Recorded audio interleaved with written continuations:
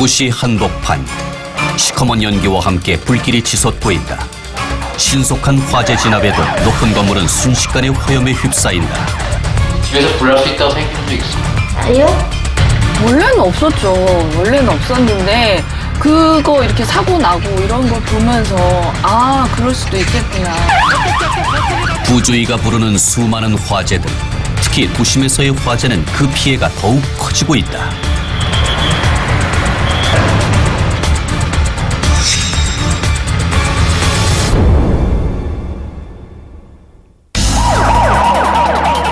화재가 발생했다. 신고받은 즉시 출동하여 현장에 5분 이내로 도착하지 못하면 화재의 초기 진압은 실패하게 된다.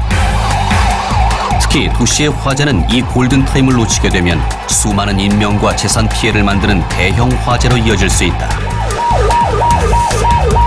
신속한 조치로 인명 피해는 없이 불은 꺼졌지만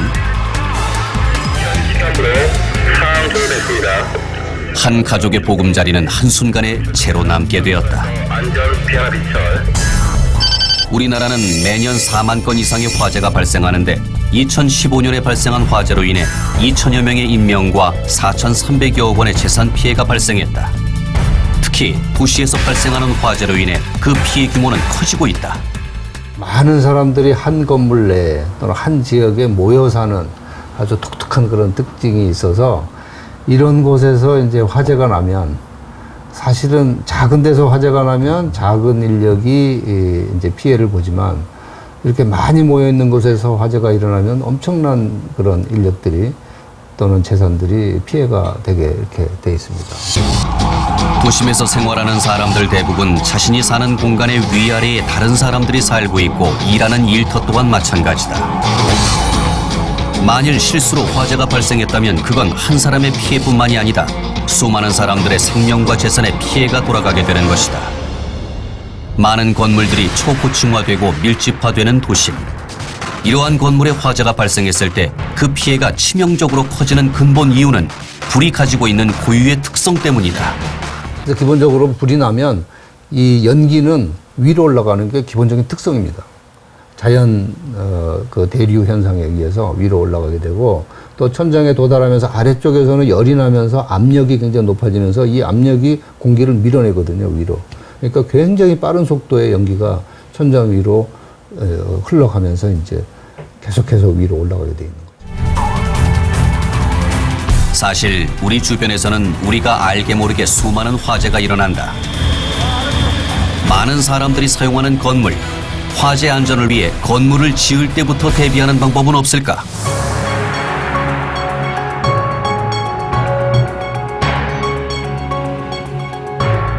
이곳은 서울 인근의 신도시 개발 건설 현장. 신도시로 계획되어 지어지는 만큼 화재 안전에 대해서도 설계 단계에서부터 보완됐다고 한다.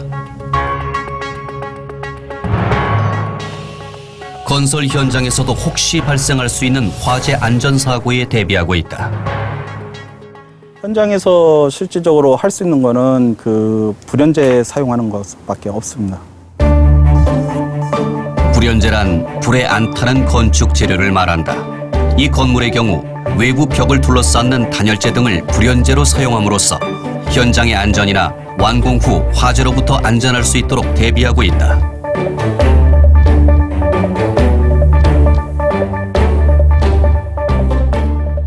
초기 설계 단계에서는 지금 경질 우레탄, 발포 폴리스테린으로 설계가 돼 있었어요. 발포 폴리스테린이나 경질 우레탄 종류는 바로 연소가 하면서 유독가스가 많이 발생됩니다. 그래서 화재에 굉장히 취약합니다. 지금껏 건물 내부에 설치됐던 단열재가 점차 외부로 나오게 된 이유는 에너지 효율 측면을 높이기 위해 법이 개정될 때마다 단열재의 두께가 두꺼워졌기 때문이다. 따라서 단열재가 화재에 취약하면 건물 전체, 즉 인명과 재산의 위험을 초래할 수 있다. 김포 화재 같은 경우도 그 자재가 경질 우레탄으로 알고 있습니다. 그 천정 마감재가 그러니까 그 불에 취약하면서 유독가스가 많이 발생돼 갖고 그 인명사고가 난 걸로 알고 있습니다. 2014년 발생한 경기도 고양시 종합터미널 화재. 목격자들에 의하면 터미널 지하에서 불길과 함께 검은 연기가 치솟아 올랐다고 전했다. 화재는 20여 분 만에 진화됐지만 지하에서 올라온 가스로 인해 8명이 사망했고 58명이 부상당했다.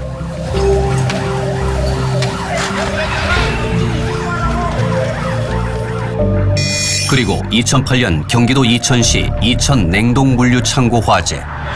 기계실 인근에서 발생한 불길이 냉동 창고를 둘러싼 단열재에 옮겨 붙으면서 순식간에 검은 연기와 불길이 퍼졌다. 이 유독가스로 인해 인명피해는 더욱 컸다. 특히 이제 우레탄 폼 화재 같은 경우에 그게 이제 연소하게 되면 아주 시커먼 연기가 나오잖아요.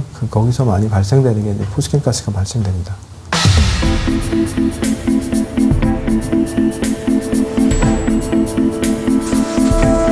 화재가 발생하면 다양한 곳에서 유해한 가스는 발생하게 된다. 그렇다면 단열재에서 나오는 가스 성분의 위험은 얼마나 될까? 제작진은 생쥐의 운동 변화를 통해 단열재의 가스 유해성 검사를 해보기로 했다.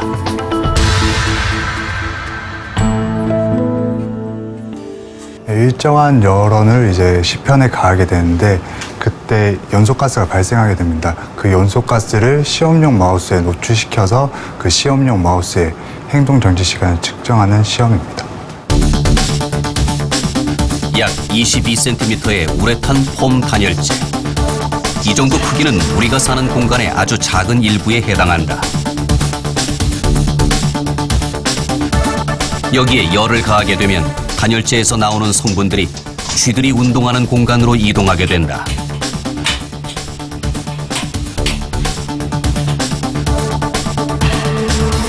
실제 화재로 말하자면 단열재에 불이 옮겨 붙은 것이다.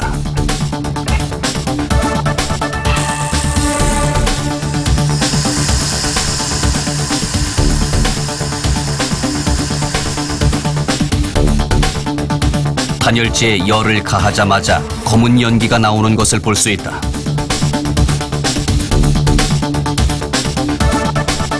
열을 가한 지 얼마 되지 않아 내부에는 시커먼 연기가 가득 찼고 곧바로 쥐들의 행동 반응이 느려지는 것을 볼 수 있었다. 이 초록색으로 보이는 그래프는 마우스가 움직일 때마다 이제 막대로 체크가 되는데 그걸 보여주고 있는 그래프고 움직이지 않게 되면 이제 그냥 일직선으로 보여지게 되고요. 8마리 쥐들의 행동 변화. 단열재를 태운 후 100에서 200초, 즉 3분까지는 대부분 평상시와 다름없이 운동하는 것을 볼 수 있는데 이제 시편에서 연소가스가 발생을 했는데 그 연소가스에 의해서 500초 내외에서 마우스 행동이 느려진 걸 확인할 수 있습니다. 불이 났을 때 단열재로 둘러싸인 공간에 사람들이 있었다면 이와 비슷한 반응이 나타나지 않을까? 호흡이라는 건 한번 들어가면 어차피 뱉긴 뱉는데 내 몸에 이미 흡수가 된 상황에서 뱉어버리니까 그게 유독성이라든가 이런 건 내 몸에 체류가 돼 있는 거죠. 그래서 위험한 거죠. 그 자구력 상실이 온 거예요. 그러니까 포스킨 가스 같은 거. 그래서 그렇게 사망하는 경우도 있어요.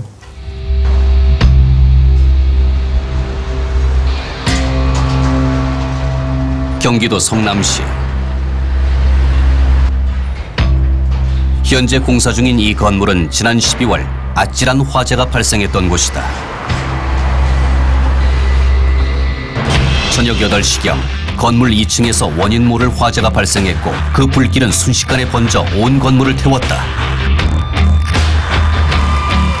이 건물은 상가 밀집 지역에 위치해 주변 건물까지 피해를 입히며 타올랐고 당시 건물 안에 많은 사람들이 있었고 특히 이 건물 학원에서 학생들이 수업 중이어서 많은 사람들을 놀라게 했다. 20시 10분부터 연기가 나면서 펑펑 하는 소리가 처음에 우리 근무자가 이제 듣고 전화를 했는데 내가 5분 후에 와보니까 2층에서 불이 나서 아주 순식간에 12층까지 불이 번져서 이게 올라오더라고요. 저게 뭐지? 저거 불 아니야? 이제 이렇게 생각을 하면서 갔는데 이제 냄새가 엄청 나고 그래 보니까 이제 저쪽에서 불이 이렇게 막 활활 타고 있어서 그래서 이제 깜짝 놀라서 그쪽 인근까지 가봤죠. 매운 연기가 가득했고 주변 일대는 아수라장이 됐다. 큰 불길은 잡았지만 잔불들은 여전히 남아 계속 타올랐다. 다행히 인명피해는 없었지만 주변 건물까지 피해를 입었다. 한쪽 그 옆에 붙은 건물의 벽은 다 탔어요. 완전하게. 그걸 건축자재의 이름이 외장, 그게 벽인데 그 벽이 완전히 전수가 다 됐습니다. 결국 외장이 타다 보니까 소방이 작동이 돼버리잖아요. 소방이 작동돼 버리니까 그 타지 않는 공간에도 이 물을 포함해서 모든 그 내부 건축 자재가 침수가 돼 버리니까 전면적으로 교체 수선하는 그런 대수선 공사를 하는데 내가 이제 견적을 내 보니까 140억이라는 우리 건물 피해를 보게 돼서 리모델링을 대수선 공사를 한 10개월 동안에 한 겁니다.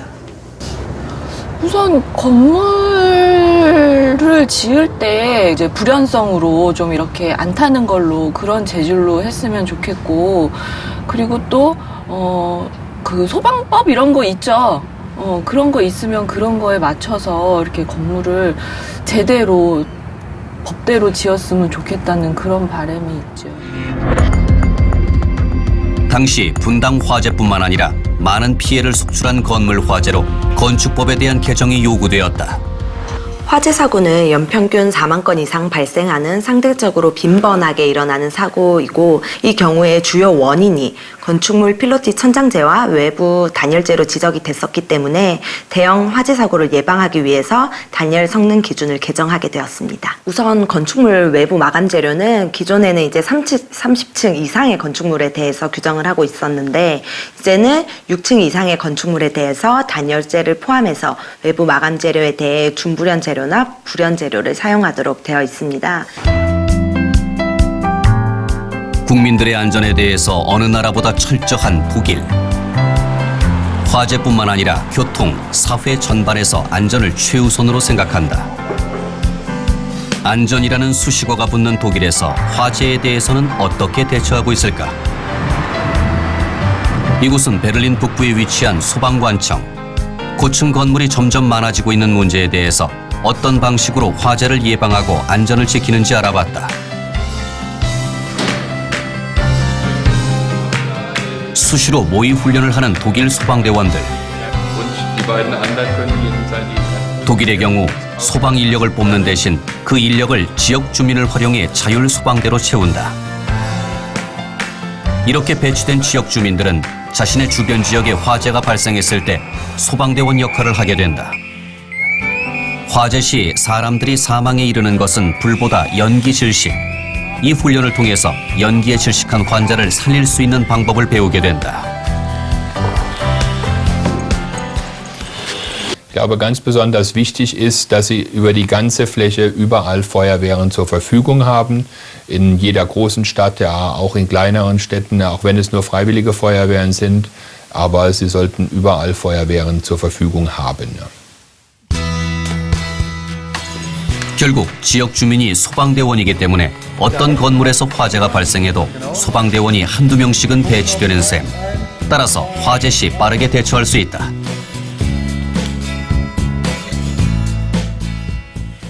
Ja, dafür üben wir das regelmäßig. Ne? Das ist die Routine. Das ist immer das Gleiche, immer die gleichen Handgriffe. Und dann geht das auch in Stresssituationen, dass man ruhig und sortiert sein Programm abarbeitet. 이러한 시스템은 오랜 세월을 통해 보안과 보안을 거듭했기 때문에 가능한 것이다. 따라서 도시의 인구가 늘어나 새로운 건물이 생기고 도심이 복잡해져도 오랜 전통의 시스템과 법을 통해 무리 없이 예방하고 조치할 수 있다고 그들은 자부한다. In der Historie wurde Mitte 1800, also etwa ab 1850, wurde dann ein organisiertes Feuerwehrwesen eingeführt. Das heißt, so wie Sie unten gesehen haben, die Feuerwehrmänner sind trainiert. Sie haben jeder hat eine bestimmte Aufgabe, ja, und sie trainieren das vorher. Und damit können sie eine sichere Brandbekämpfung durchführen. Und zum anderen, parallel dazu, hat man aber auch Bauvorschriften eingeführt, die zum Beispiel die Ausbreitung von Feuer verhindern. Dazu.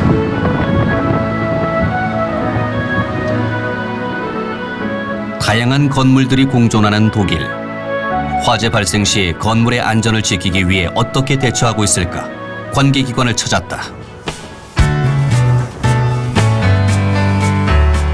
이곳은 건축 전반에 대해 연구하고 건축 자재 등이 법에 맞도록 도움을 주는 정부기관.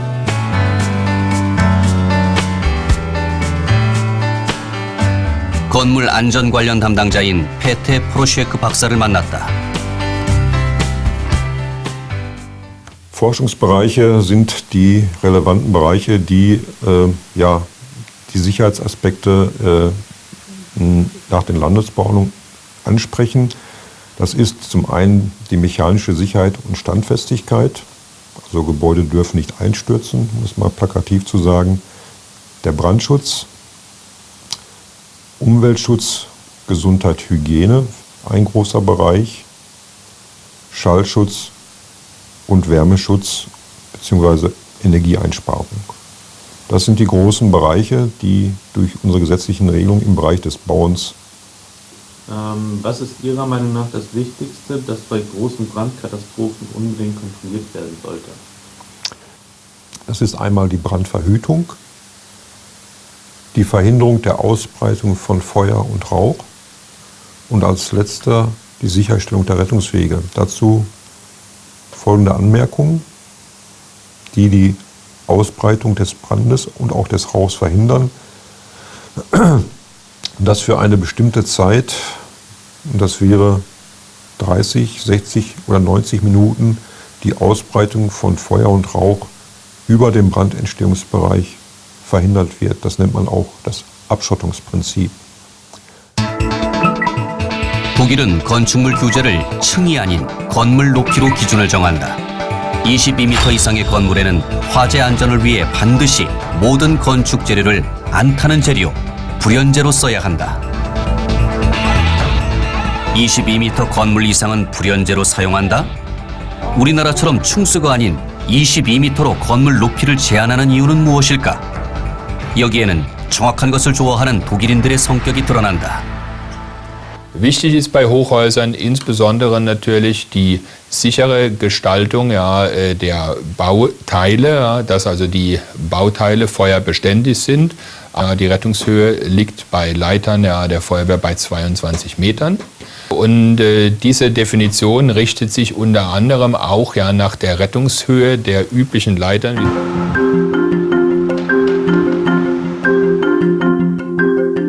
물론 법규에는 22m 이상의 건물에 불연재를 사용하라고 되어 있지만 독일에 짓는 낮은 건물에도 대부분 불연재로 건물을 마감하는 것을 볼 수 있다.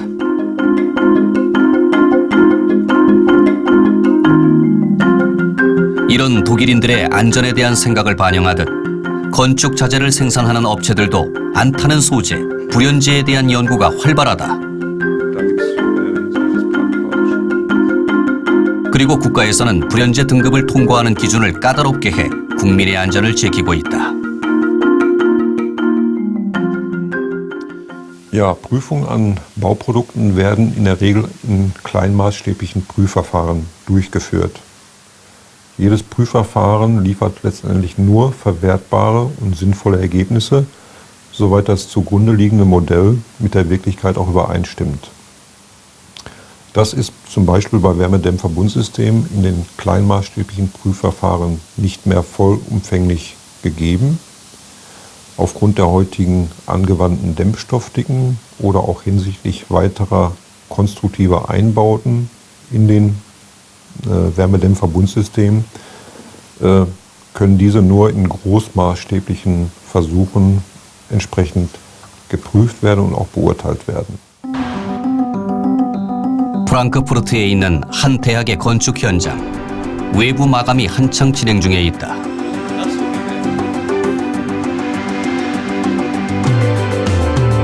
이 건물을 직접 설계하고 짓고 있는 건축가 클라우스 링스레베. 그의 안내로 제작진은 엄격히 통제되는 건축 현장 안으로 들어가 눈으로 직접 확인할 수 있는 기회를 얻었다. 다양한 공간들이 있는 축구장 크기의 건물. 어떤 용도의 건물로 지어지는 것일까? Das Gebäude ist 40 Meter hoch über 9 Etagen. Dieses Gebäude ist für eine private Business School für 2200 Studenten und 600 Angestellte ausgelegt. 40m, 9층의 건물. 그렇다면 이 건물도 엄격한 건축 법규가 적용된다. 어떻게 지키고 있는지 건축 총괄 책임자와 확인해 보기로 했다. Dass der runterläuft. Also, das ist die 24 Zentimeter starke Außendämmung, dann 5 Zentimeter Luftschicht, 14 mm Fassade nach den neuesten und auch der zukünftigen Energievorschrift dimensioniert. Die Unterkonstruktion ist aus Aluminium. Die Platte selbst hier vorne ist 14 Zentimeter. 우리나라의 단열재 두께에 비해서 훨씬 더 두꺼운 독일. 그 이유는 환경을 생각하는 독일인의 철학에서 찾을 수 있다. Die Dämmstoffe haben natürlich in der Gesamtenergiebilanz und in dem Kühlbedarf des Gebäudes ihre wesentlichen Nutzen. Dass wir weniger kühlen müssen im Sommer und weniger heizen im Winter. Auch das Kühlen ist sehr aufwendig hier auch in dieser Region in Deutschland, weil wir halt einen Großteil der Tage und mit den Menschen, die im Gebäude sind, einen Kühlbedarf haben. Ja? Und deswegen ist die Isolierung für uns so wichtig, dass wir nicht so viel Energie verbrauchen.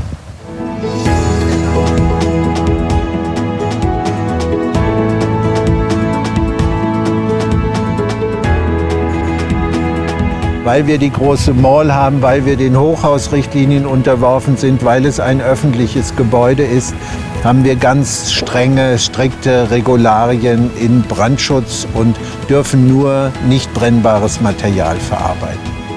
Die Mineraldämmstummen nutzen wir, weil es nicht brennbares Material ist, zu dem wir hier zum Einbau verpflichtet sind. Und die Dämmwerte, die sind gerade bei der Mineralwolle sehr gut hierfür geeignet. 우리나라는 현재 6층 이상인 건물에 사용 가능한 건축재의 경우 준불연재, 즉 타지 않는 소재에 준하는 건축재도 가능하다. 준불연재로 인정받기 위해 실시하는 시험 방법으로서 가로 세로 10cm 규격으로 자른 소재에 열을 가하는 방식. 이 시험을 통해 재료의 성능을 알아볼 수 있다. 콩칼로리미터 시험 장비는 시편에 열을 가했을 때 산소가 얼마만큼 소모되는지를 가지고 열 방출률을 측정하는 시험입니다. 가로 세로 10cm 규격의 건축 자재를 넣어 10분간 열을 가한다. 이 시험을 통해 기준을 통과하면 건축 자재로 사용할 수 있게 된다.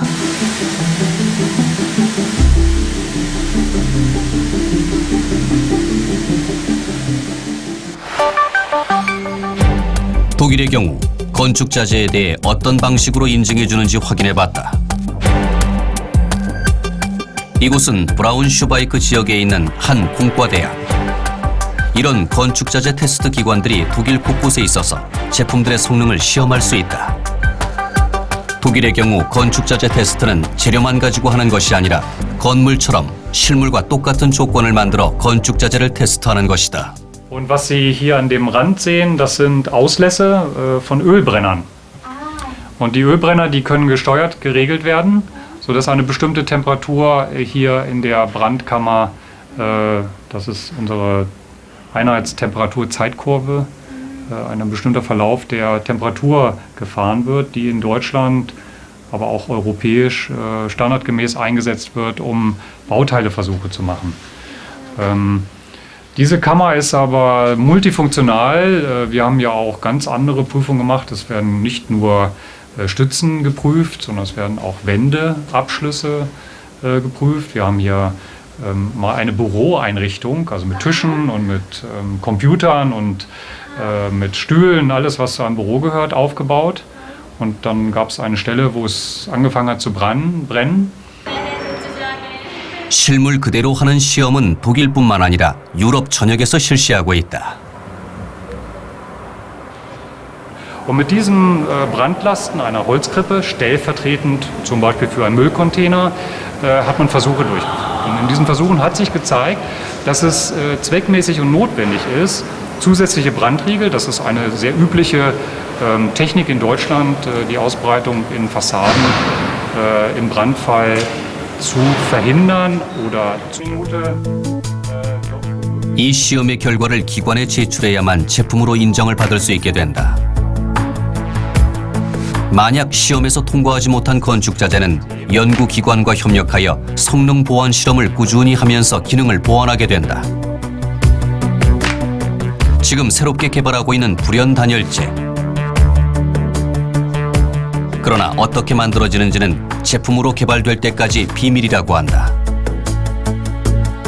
화재에 관련된 건축자재는 특히 실물 시험이 중요하다고 강조하는 담당자 리제 씨. Wir konzentrieren uns dann natürlich auf das Brandverhalten und da gibt es Versuche im Labormaßstab, die also durchaus schon sehr wesentliche Dinge zum Brandverhalten zeigen. Wir stellen aber auch fest, dass wenn die Baustoffe in einem großen Aufbau sich befinden, und das ist bei Außenwandbekleidung, zum Beispiel bei Wärmedämmverbundsystemen der Fall, dass es nicht reicht, einen Laborversuch zu machen, wo das Baustoff nur wenige Zentimeter in der Fläche hat, oder wenige Quadratzentimeter in der Fläche hat, ein kleiner Ausschnitt nur dargestellt wird. Sondern wir stellen fest, dass wir wichtige Erkenntnisse nur bekommen, wenn wir große Flächen untersuchen und die Brandausbreitung sich auch nur beantworten lässt im Sinne der Dynamik, der Schnelligkeit, der Heftigkeit des Brandes, wenn wir diese großen Längen auch aufbauen. Und damit ist auch verbunden, dass wir uns dem eigentlichen Brand annähern, der eigentlichen Brandquelle, die nämlich höhere Leistungen hat, als sie eigentlich im Laborversuch zugrunde gelegt. 제작진은 현재 우리나라의 법규로 건물 화재의 안전성을 확보할 수 있을지 실제 구조체를 통해 시험해보기로 했다. 구조체는 현재 유럽 등에서 시험에 적용하는 높이 6m, 넓이 5m 구조로 제작됐다. 현재 시중에는 성능에 따라 다양한 단열재로 구분되는데 6층 건물 이상에 사용하는 준불연 단열재와 불연 단열재를 비교 실험하기로 했다. 구조체 제작 작업 시간만도 하루 반나절. 이런 시간과 비용이 소요되는 만큼 아직 우리나라에서는 도입되고 있지 않은 상황. 높이 6m, 넓이 5m의 구조체.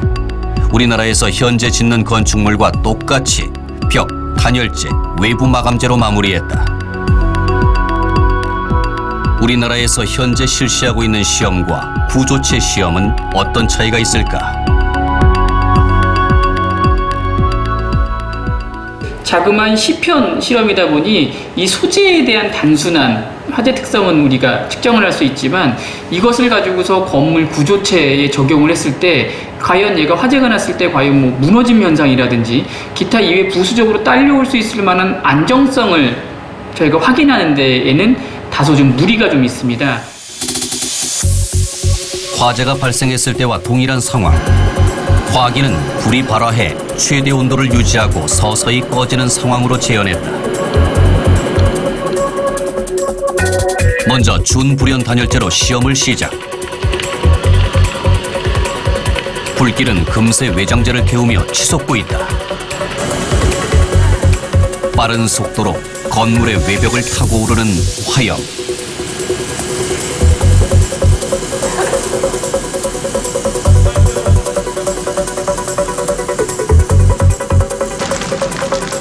푸른 불은 꺼졌지만 건물 곳곳에는 아직 잔불이 남아 타고 있는 상황.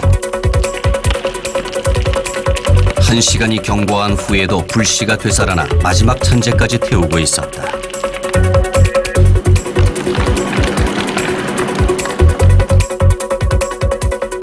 과연 단열재는 잘 버티고 있을까?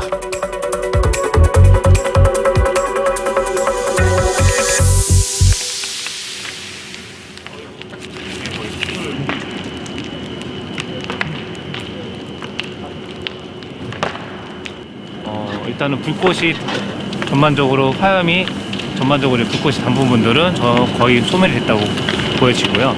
예. 일단 뭐 지금 잔불은 이렇게 왜 있는 거예요? 예. 잔불은 이렇게 잔불은 일단은 시험편의 그 시험편 자체가 그 자기 소화성이 좀 떨어진다고 지금 판단이 되고 있습니다. 예. 준불연 단열재는 흔적도 없이 다 타버린 상황. 만일 6층이 아닌 좀 더 높은 건물에서 대피를 한다면 우리의 안전을 보장할 수 있을까?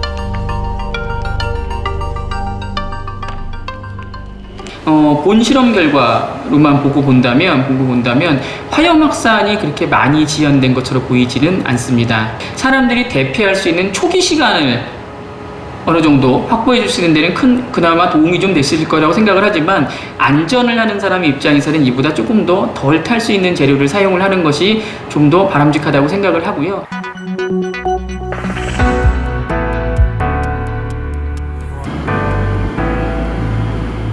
이번에는 불연 단열재의 안전에 대해서 시험해 보기로 했다. 똑같은 조건으로 제작한 구조체를 통해 시험에 들어갔다.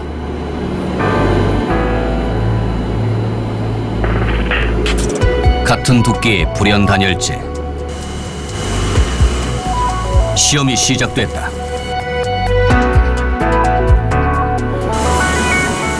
처음 치솟은 불길은 꼭대기까지 올라갔다.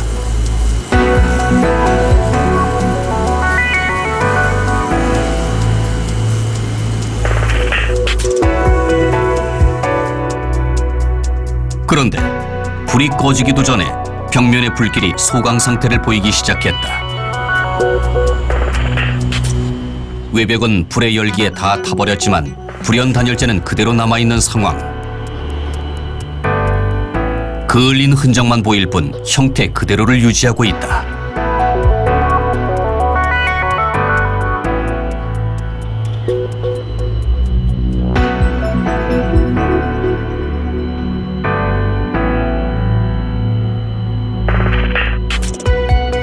시험 후 단열재 내부를 확인했지만 불길에 전혀 반응이 없었음을 알 수 있었다. 이 정도면 지금 거의 불이 안 탔다고 볼 수 있나요?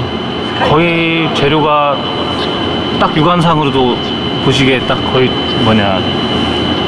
좀 남아있기 때문에 뭐 거의 타지 않았다고 뭐 봐도 크게 문제는 없을 것 같습니다. 예. 건물 외부에 사용되는 건축 재료는 화재에서 우리를 지켜주거나 대피할 수 있는 시간을 벌어주어야 한다. 점점 고층화되고 있는 도시 건물. 우리의 안전을 어떻게 지켜야 할까? 안에 있는 불연 재료는 거의 타지 않고 남아있는 상태로 상존이 되어 있고요. 외벽을 걷자고 있는 외부 마감 재료만 일부 탄 것으로 확인이 되기 때문에 사람들이 대피하는 데 상당히 많은 그 시간적 여유에 도움을 줄 수 있는 재료인 것은 확인이 될 수 있습니다.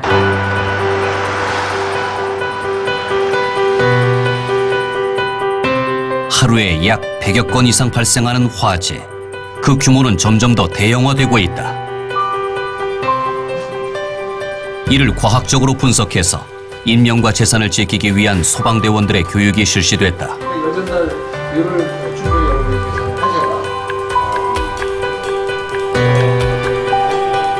오늘의 주요 교육은 건물 화재. 건물 화재 발생 시 진화에 어려움이 따르기 때문이다. 그 다음 제가 이제 엘리베이터를 이용해서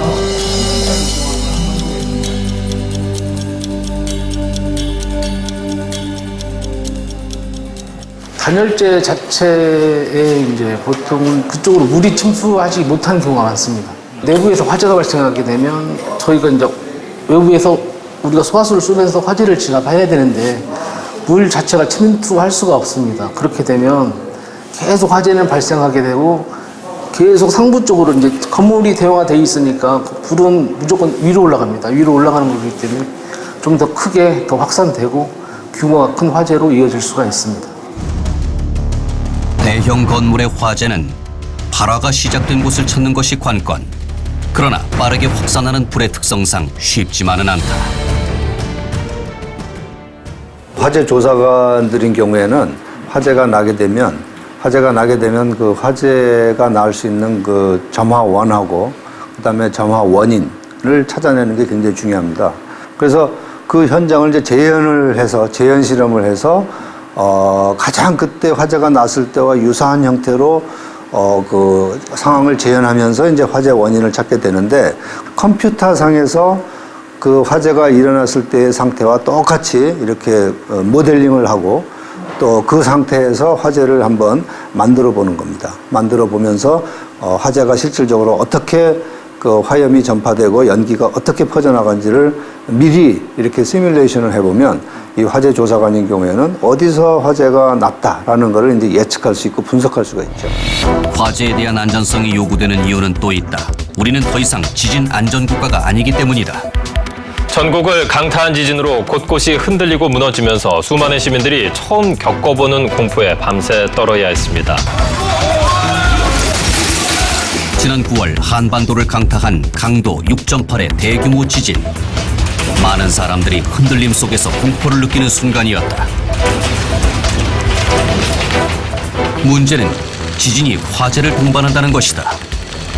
일단 지진이 일어나게 되면 그 건물이 붕괴가 되는 경우가 많이 있잖아요.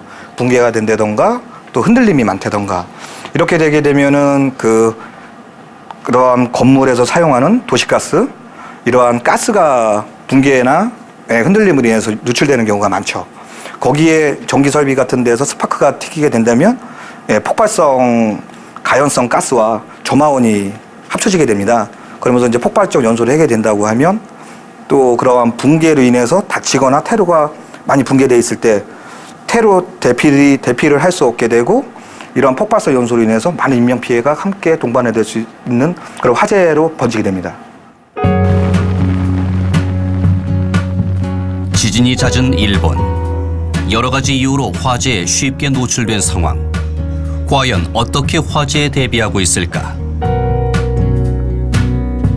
일본의 한 주택 건설 회사를 찾았다.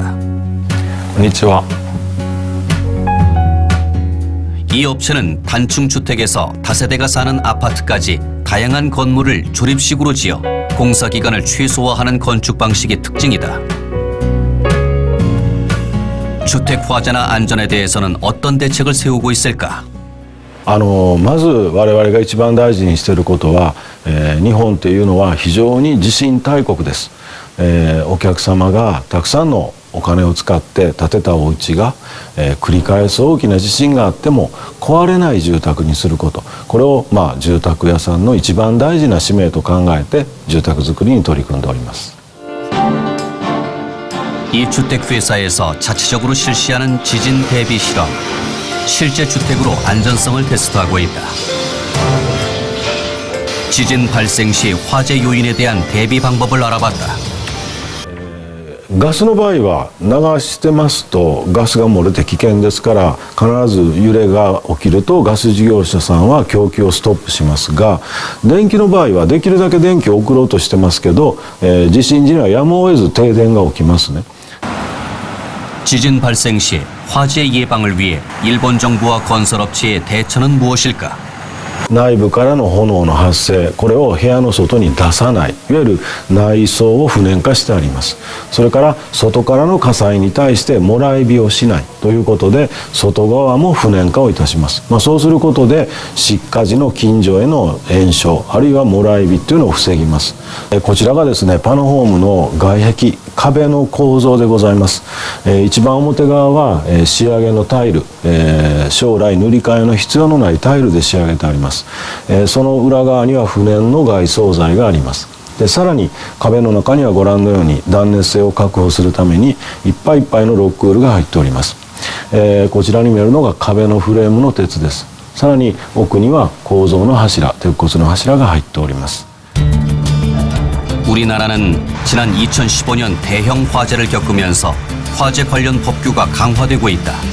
일본은 어떻게 변하고 있을까? 日本もですね、防火のこの法律もですね、昔からこれだけ厳しいものであったということではなくて、やはり戦後ですね、何回も大きなですね火災事故が起こっております。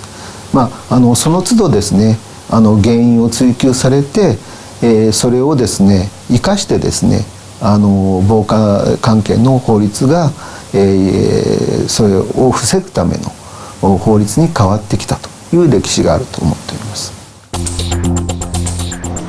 일본의 경우 유럽과 우리나라처럼 단열재 등에 대한 규제가 명확하지 않다. 실제 일본에서는 어떤 재료로 건물을 짓고 있을까? 2015年のデータですけれども、私どものグラスウールがですね断熱材として使用されているというデータがございます。ロックウールが 10% ぐらいでしょうか。その他が発泡系の断熱材ということになります。ロックウールとかこういったものは不燃材料でございますので、そういった意味でも火災時の延焼を防ぐとか、それから有毒なガスが発生しないという特徴もございますので、安心で安全な材料というふうな形で選ばれていると思います。 일본은 법규보다는 스스로의 경험으로 화재에 대비하고 있다. 우리가 화재로부터 안전하기 위해서 준비해야 할 자세는 무엇일까? 또 기존에 이 스프링클러나 아니면 소방 감지 시설 이런 것들이 관리가 잘 돼야죠. 불나면 꺼줘야 되고 터줘야 되고 불나면 물려야 되는데 그게 안 되는 거죠. 그러니까 쉽게 얘기하면은 기존에 법에서 요구했던 그런 성능들이 제대로 유지될 수 있도록 내부 마감재에 대한 화재 안전 성능, 그다음에 피난 계단에 대한 것들, 그다음에 소방 시설에 대한 것들이 제대로 정리가 제 기능을 발휘할 수 있어야 돼요. 서울의 한 건물. 소방 안전 점검을 하고 있다. 어떤 문제가 있어요? 새로 입점을 하시는 가게인데 그 주방에 확산 소화기 설치된 게 이게 안 돼 있고, 그다음에 소화기를 기본적으로 비치가 안 돼 있으셔가지고 그거 말씀드리고 일단 지적 사항에 넣었습니다.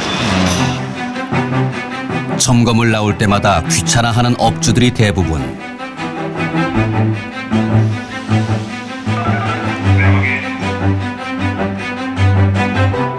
이 소방 점검은 화재가 났을 때 우리의 안전을 지켜주는 예방 주사와 같은 것이다.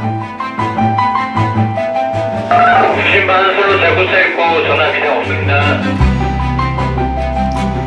그러면은 지금 어떻게 되는 거예요? 문제점 지적 사항에 이제 넣어놓고 이제 관계인한테 알려줘야 되죠.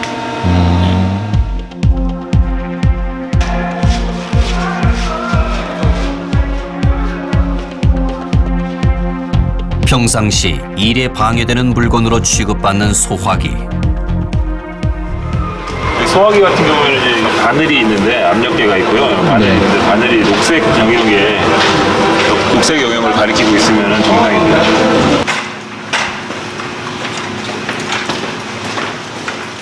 건물 전체에는 다양한 소방 시설이 있다. 그러나 이게 소화전 앞에 적재를 해놓는 경우가 종종 있어요. 보통. 근데 이렇게 적재를 해놔버리면 유사시 이게 사용할 때 좀 불편하고 시간 지연이 생길 수가 있죠. 그렇죠.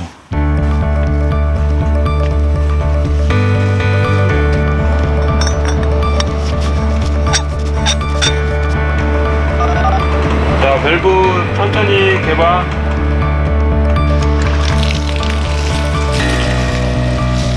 사소해 보이지만 이런 세밀한 점검에서 틈이 생기면 화재 발생 시 우리의 생명과 재산을 담보할 수 없다.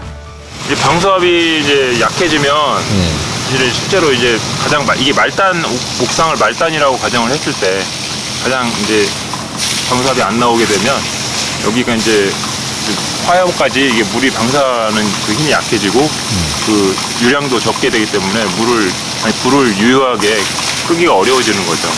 예, 법적으로 정해진 방수량과 방수 압력이 있습니다. 화재는 예방에서 시작된다.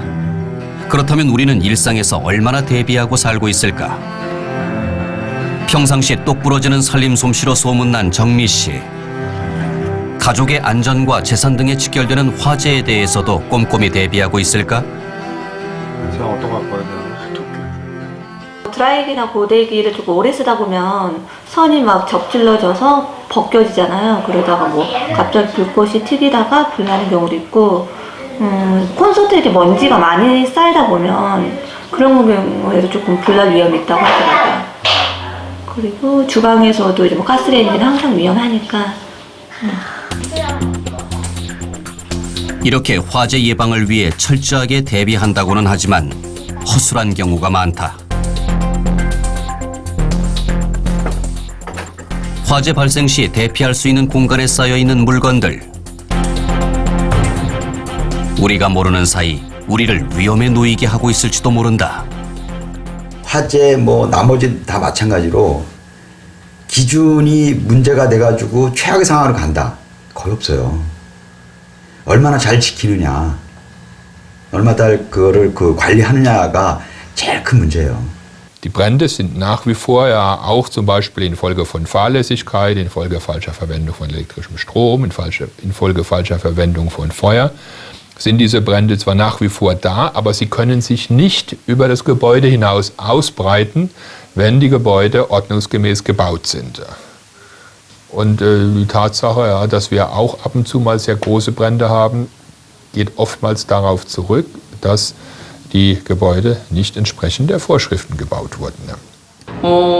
해운대 사고 화재 이후에 그리고 의정부 화재 사고 이후에 법규가 바뀌었는데 그 법규가 바뀌기 이전에 지어진 건물들은 지금 만들어진 새로운 법규가 적용되지 않고 아직도 위험한 화재의 위험성에 노출되어 있는 그런 상황이 되어져 있습니다. 법규가 만들어지기 이전에 지어진 건축물들이 화재 안전성을 담보할 수 있는 기준 제도가 마련이 돼야 되겠으며 그 기준 제도를 보완할 수 있는 기술 개발 아이템들이 각 건축물에 적용돼서 화재 안전성을 담보할 수 있도록 저희가 순차적으로 개선해 나가는 노력이 필요하겠습니다.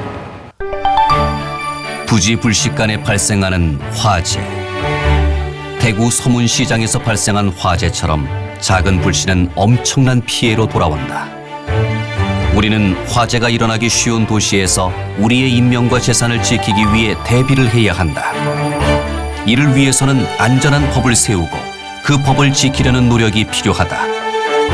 이것이 화재의 위험이 도사리는 도시에서 우리가 안전하게 살아갈 수 있는 길이 아닐까.